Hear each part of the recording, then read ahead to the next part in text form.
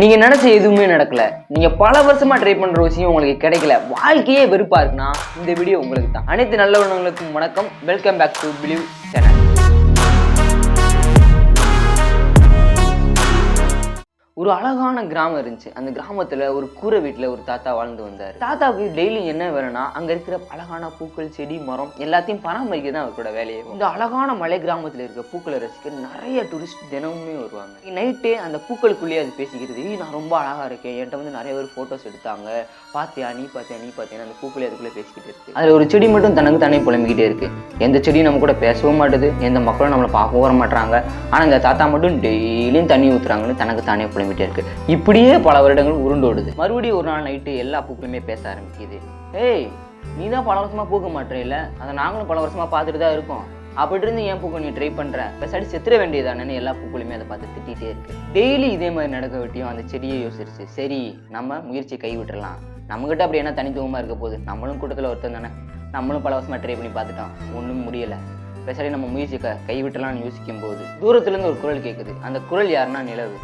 அந்த நிலவு சொல்லுது, ஏன் நீ இவ்வளோ கஷ்டப்படுற செடியே அப்படின்னு கேட்குது. அதுக்கு அந்த செடி சொல்லுது, என் பக்கத்தில் இருக்க எல்லாருமே பல முறை பூத்துட்டாங்க, ஆனால் நான் எவ்வளவோ தட்டி முயற்சி பண்ணிட்டேன், என்னால் பூக்கவே முடியல, இனிமேல் நான் ஏன் வாழணும், அதனால நான் செத்துலான்னு முடிவு பண்ணிட்டேன் அப்படின்னு சொல்லுது.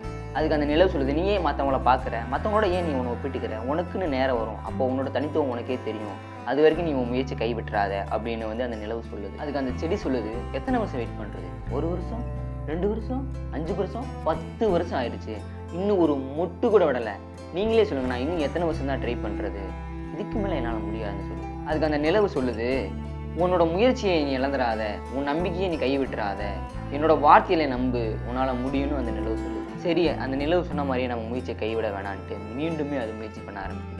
இப்படியே பார்த்தீங்கன்னா நம்பிக்கையிலையும் முயற்சியிலையும் 2 வருஷம் போயிடுது, ஆனால் எந்த ஒரு பலனுமே இல்லை. திரும்பி அந்த நிலவு வருது.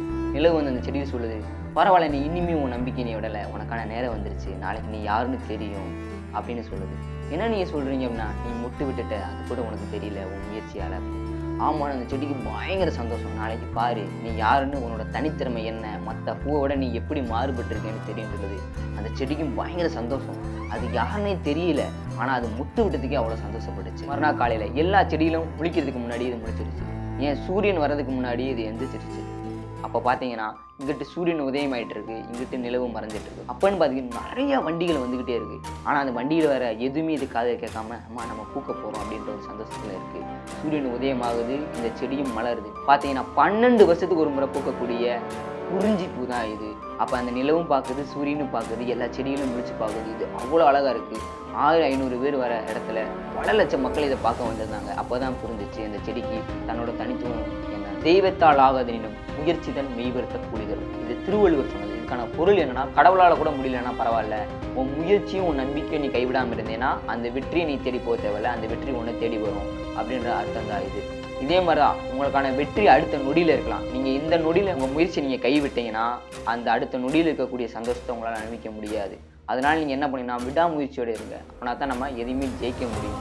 அதாவது முயற்சி பண்ணுங்க, முடியலையா நல்லா பயிற்சி பண்ணுங்க, கண்டிப்பாக முடியும். இந்த வீடியோ உங்களுக்கு பிடிச்சிருந்தா லைக் பண்ணிக்கோங்க. இந்த மாதிரி மோட்டிவேஷன் இல்லாத உங்கள் ஃப்ரெண்டுக்கு இந்த வீடியோ ஷேர் பண்ணிக்கோங்க. இதே மாதிரி நிறையா டிஃப்ரெண்ட் கண்டென்ட் பார்க்கணும்னு நினச்சிங்கன்னா நம்ம சேனலை சப்ஸ்கிரைப் பண்ணிக்கோங்க.